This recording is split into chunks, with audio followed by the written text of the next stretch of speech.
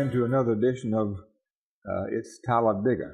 You're watching the program for the first time. This program, it runs 4, 5, 6 times during the week, and it's designed to talk about things that are going on in and around our city.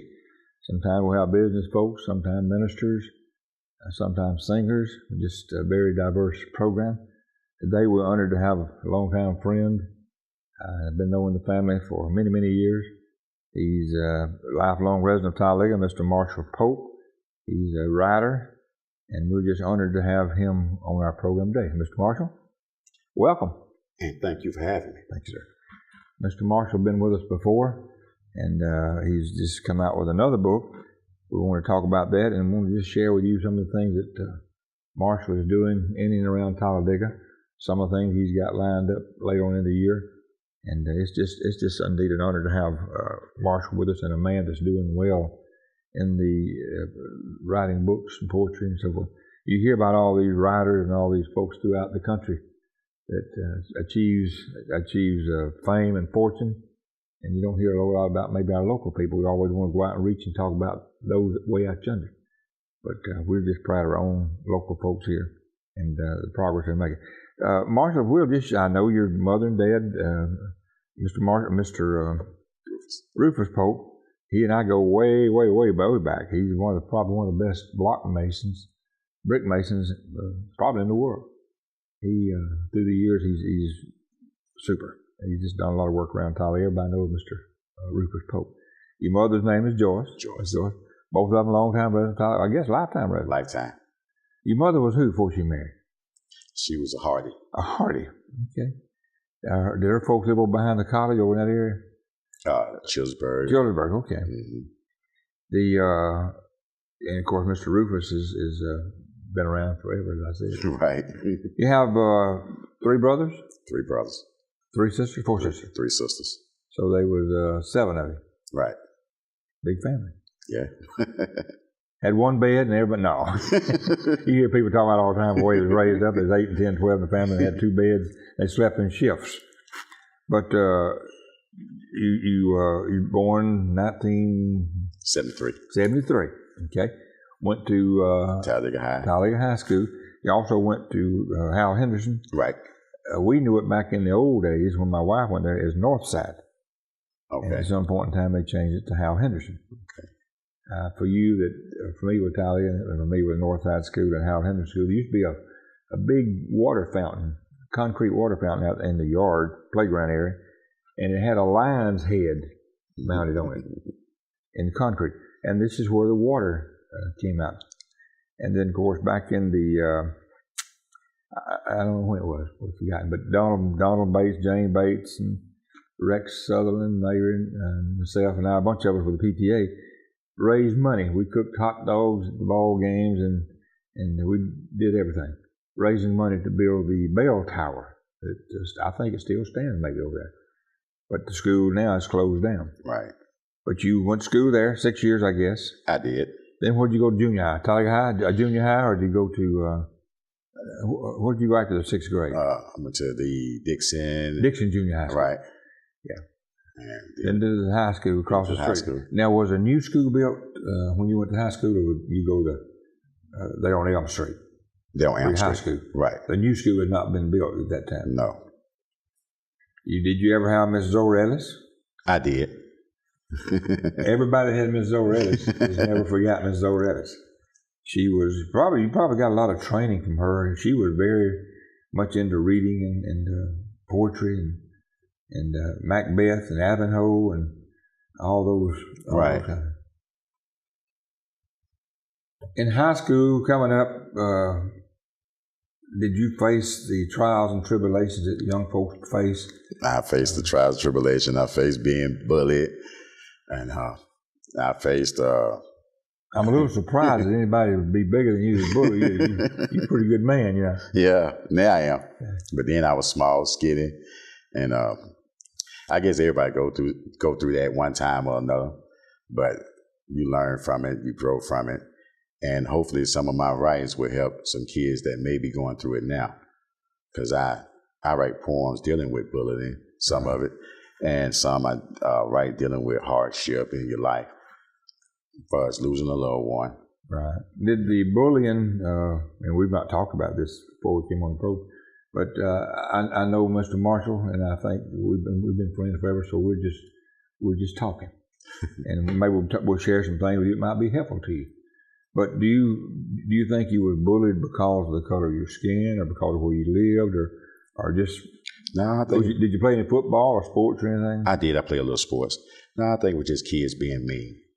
You know, some Nothing kids. Personal, some kids just look at another kid the way they dress, they clothes ain't like they clothes and whatnot, and just escalate from there. But I think it's just kids being mean, really. No special. I have parents call me sometime now about the bullying going on in and around the schools, and they can't seem to get the help they feel like they need. Right. And I invite them to be on our program. We'll talk about it. But right. I guess, and it's not just here. You hear about bullying all over the countryside. Right. And that's something that needs to be taken seriously. Parents need to get involved and see what their kids are doing. If someone tell them that their kid's doing something, they need to really take heed to that and stop taking offense to that. Sit down with the kid, get both the kids together, see can they work out an agreement, go to the schools, talk with the principal. They need to really get involved because this is something serious. This can really hurt somebody's self-esteem. This can really bring somebody down. Sometimes it can make a person take their own life. And that's what I write about in some of my poems. Right. Well, I hadn't heard anything in the last few days, but for a while, almost every day or two, you was hearing some of the guys were going into the school with the weapons. Right. And shooting the teachers, shooting the students, just right. For whatever the reason. And we need to stop that before it gets to that. Do you think that, I don't know what causes, and some of these guys that are doing this are students, been raised in the church. Right. So you can't just say it's because of his skin or because he was raised in poverty. Or some of these guys are very influential families and so forth. Coming from a person that's been bullied before, bullying can really make you change who you are in the inside. If you raised up in the church, good kid, it can turn you into a bad kid because you feel like you have to adapt in that environment and you have to become who they are, which is the predator, to keep from being a prey. And I think that changes who you are. I know for me, it started bringing a lot of anger. I had a lot of anger built up inside, from that. And as I got older, the anger grew. And sooner or later, it came out. And I unleashed it, when I started hanging out with the wrong crowd, going down the wrong road. And it starts from younger, So I feel like that problem really needs to be addressed. It really does. Had you not addressed or had you not got things squared away, you'd be serving time right now. Right. Or maybe have killed somebody or been killed. Right. And sometimes you can either turn the gun on yourself, like we was talking about, take your own life, due to that. But that's something that the parents need to really take heed to. If your kid shows signs of being withdrawn, things they used to love, they don't love anymore, they exclude themselves from the family activities, all those are signs of a child being bullied. And plus, if they start acting out and you know that they're a good kid and suddenly they start acting out, that's a sign that you need to really take heed to and ask them, sit them down, ask them what's going on, tell them that they can be honest with you and go from there. Go to the schools, talk with the principal, talk with the kid that's doing the bullying and get their parents up there and sit down and just have a one-on-one.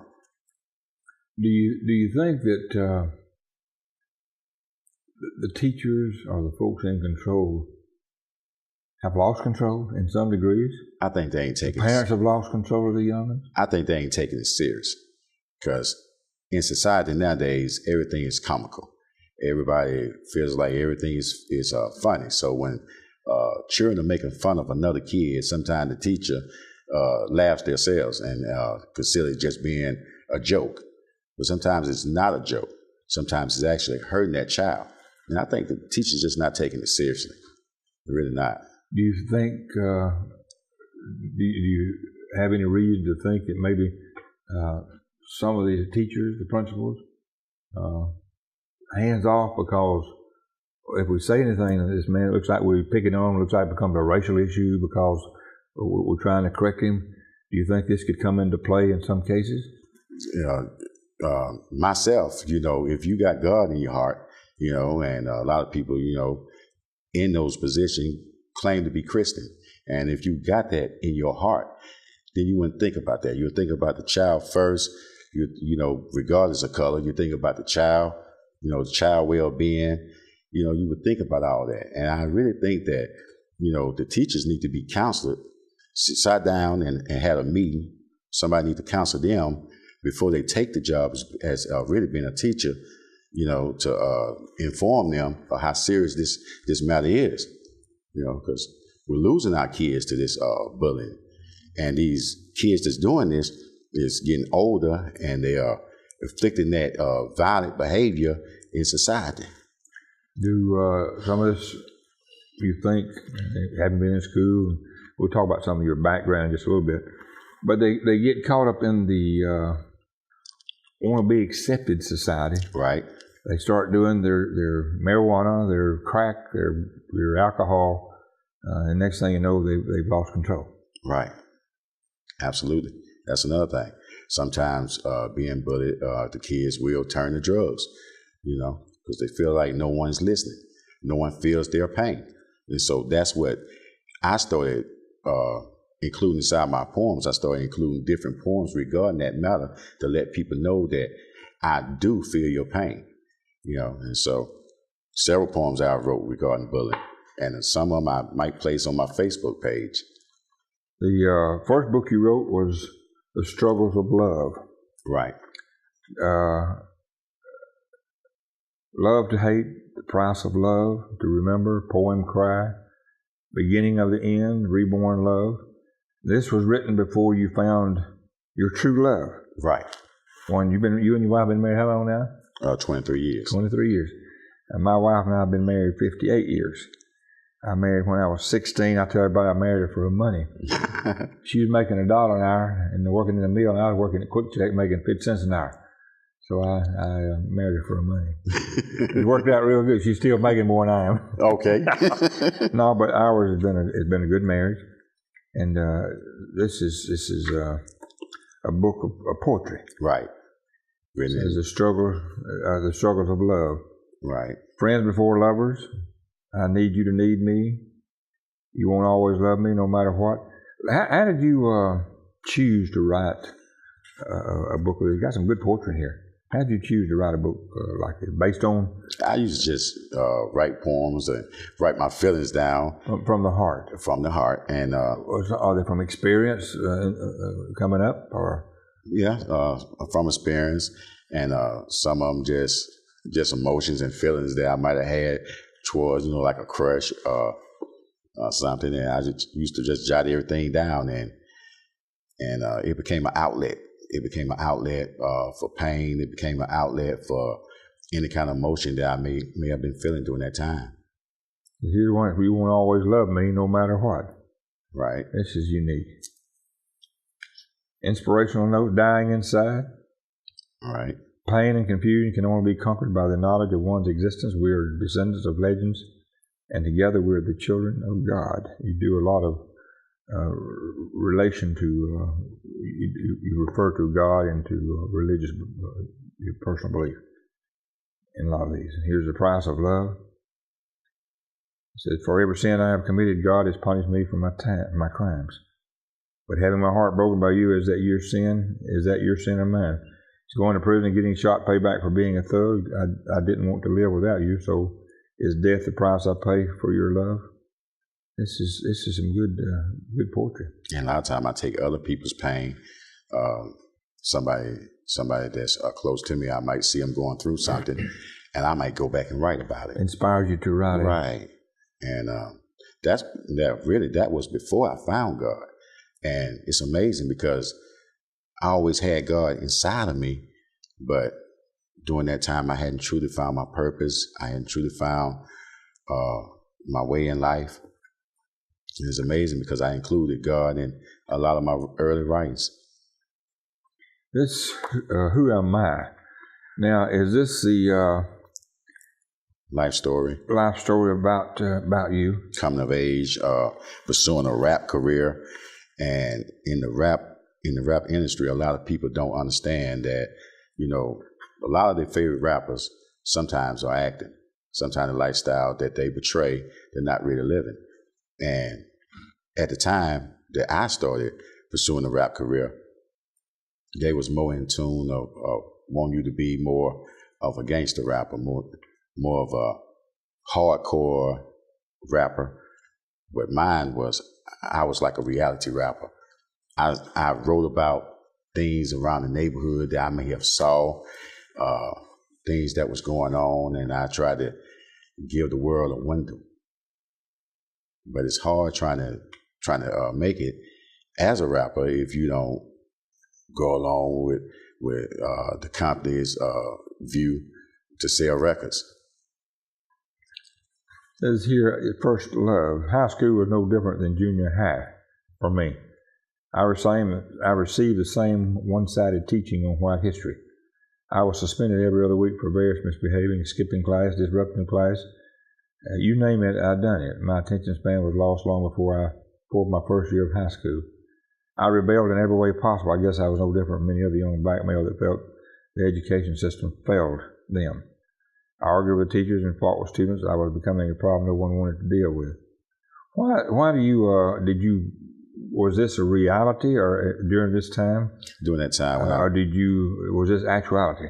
During that time when I was in school, I didn't know a lot about black history. Matter of fact, I didn't know nothing about black history. I didn't know about the famous leaders like Malcolm X, Martin Luther King. To be honest, I really didn't know too much about him. It wasn't really spoke about. I didn't really learn that part of history. And when you got that frame of mind as a young black male, where you don't see nobody your color actually doing nothing, but we only learned that we were slaves, property, and so when you have that mentality, you feel like you're not worth nothing, and so that's why I was talking about with the one-sided teaching. Right. Do you feel like, and I'll give you my opinion, but do you feel like the school should not just have Black History Month, they should have Black History year? Right, throughout. Why can't they teach Black history with the curricula? That's right, because you and I agree that they ought to be not just a month set aside for Black history. Because you don't have one race inside the classroom; you have a variety of different races, right? And so, that's just one-sided teaching when you ain't when you not teaching this race about what they done. People that of their color done. So I didn't know a lot until I had to just really study and research and learn on my own. Is this? I read something the other while ago. I can't remember where. It talked about your first car. Right. Mr. Rufus paid $600 for your first car, and you were so proud of it. You slept in it the first night. I did. Said I was so excited. I sat in the car all night. The first day I got it, I just could not believe I had my own car. I taught myself to drive, slipping the keys out of my dad's pocket whenever he came home. I would steal the car and go around the block 3 or 4 times. I washed my car almost every day, and even though my bumper was bent, the car was still drivable. I remember our first old car when we got married. It's an old wore-out Kaiser. You probably don't even remember what a Kaiser was. They had a Kaiser Frazier car, and I think I paid $100 at the sale for it. And we were thrilled to have a car. But now this is not where you jumped the track and almost got into trouble. This is Invisible Shackles is where you talk about how you lost your job. Invisible Shackles is it's a guide to young African males for us holding up a mirror to let us know that a lot of things that's happening in the black community we're doing unto ourselves, and that's a guide, rather than just talking about the problem. It's more of a solution, and the solution is simple. It's very simple. We need to seek God because we don't have God in our lives. A lot of us don't have God in our lives. We know who our favorite singer, favorite rapper, favorite such and such is, but when you speak on Jesus Christ, we go blank, so that's a book that's really leading people back to God. And it's not just for one race, it's for everybody, to enjoy. Like I was talking about with the history, there's a lot of history in there that's actually letting young African black males know that we had famous people to do this, invent this, and come up with different stuff. You hear a lot in our days. Of course, I was raised up. I was born in '40, and I was raised basically by a lady of color, Aunt Josie. We was crazy about Aunt Josie. I mean, we called her our aunt, and Mom and Dad worked in the mill, and Aunt Josie looked after us. We thought about as much her as we did Mom and Daddy. Right. And we was raised up not to be prejudiced, if you will. We were raised that no one can determine the color of the skin. Now, if you're not happy where you live in life, then that's up to you to get out of it. You can't help the color of your skin. You can't help if you've been born with a handicap or kinky hair or bald-headed or whatever. You can't help that. But you can help where you live in life if you want to. If you're happy where you live and where you're living now and you're happy what you're doing, that's your privilege. But if you want to rise above where you are, then don't blame anyone but yourself. If you want to get an education, you can. There's no excuse for no one getting an education nowadays. Right. There's all kind of grants, there's all kind of programs. I got married in '56, dropped out of school, went to work full time, and went back to school at night time. And I've been going to school just about all my life. So you can get an education if you want to. Don't blame it on the white man. Don't blame it on the system. Don't blame it on whatever. If you really want to get an education and you really want to achieve, Marshall has done a great job. He's worked hard. His folks did all they could to get him help him get started. And then it's up to him to decide what he want to do from there. Right. At one point in time, I read one of the books, I don't remember where it was now, you got mad at this drug dealer, you were going to go rob him.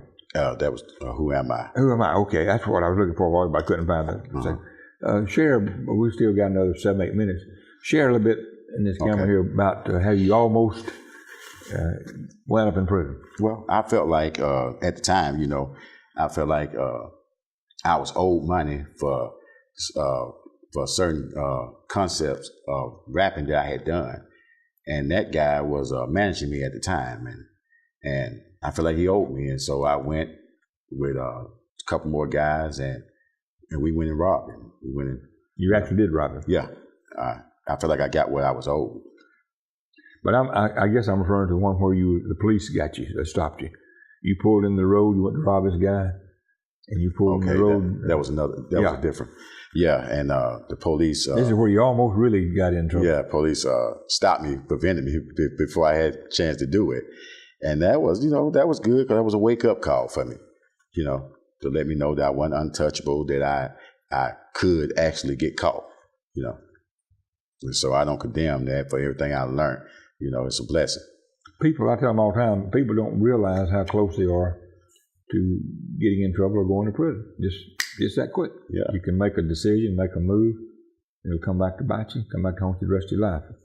Who you run with is your choice. No one, I guess your folks can try to determine who you run with, but when you leave that house, and your folks have taught you what's right and wrong, right, and you get out with the wrong crowd, you're subject to getting in trouble. Right.